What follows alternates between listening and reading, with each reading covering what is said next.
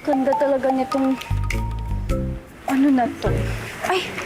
Ano ba yan? May 100 pesos pang price tag. Mamaya makita ng mga followers ko, 100 pesos lang. Okay. Yeah? Hi, everyone! Nakikita niyo po ngayon, meron po akong sunglasses. At hindi lang to basta-basta sunglasses. Brand sunglasses na nagkakahalagang 7,000 lang naman. Di ba ang mahal? Ang ganda, no?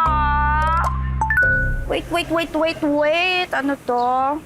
What is this? Kung gusto mo ng cloud, click here. Ay, syempre gusto ko yan. Ano ba to? Ipakita ang mukha. Ay, may scan.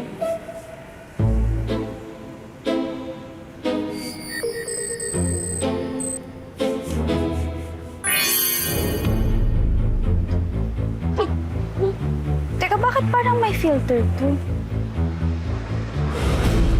Oh, yan, may mga nalay. Kung parang pangit mo.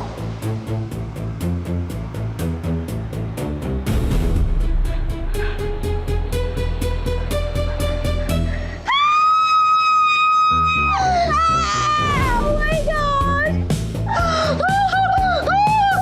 Ano ba namang rule to? Napakapangit naman. Siyempre, ayoko naman ganito yung itsura ko pag naboost yung following ko, di ba?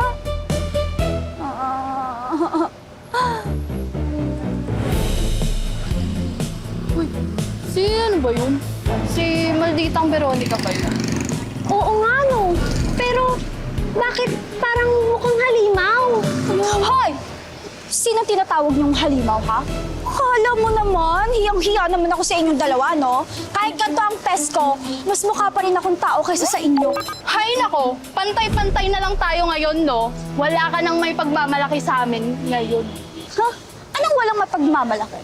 Kahit nagbago ang pesla ko, maganda pa rin ang balag ko. Nakikita niyo ba yan? Di ba? Smooth, tantalizing, mesmerizing. Eh, yung sa inyo, tingnan niyo nga, parang madumi. Yung mga kamot-kamot, kapatid. Okay lang.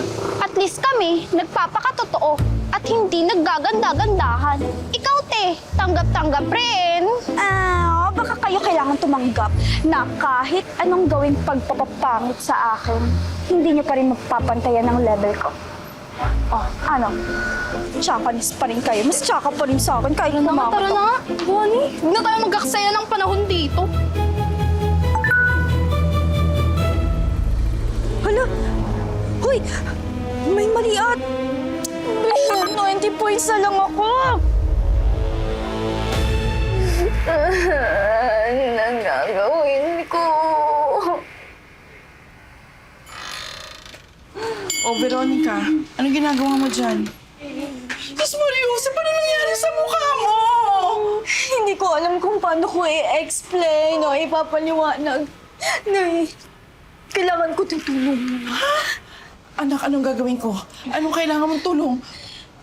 Di ba po may sinabi po kayo sa akin, may naipon po kayo para sa college ko, Nay? Nay, baka pwede niyo naman yung gamitin natin para maayos ko to.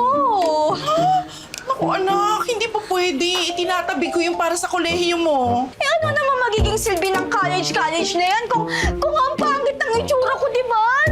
Ayoko na maging ganito. Eh, anak, ano naman ang silbi ng ganda mo kung wala ka namang ganito? Pero Nay, alam mo naman ito yung puhunan ko sa vlogging, yung mukha ko na Ayoko masira lang yun, no? Dahil pamangit ako. Naku, Veronica, tigil-tigilan mo nga ako, ha?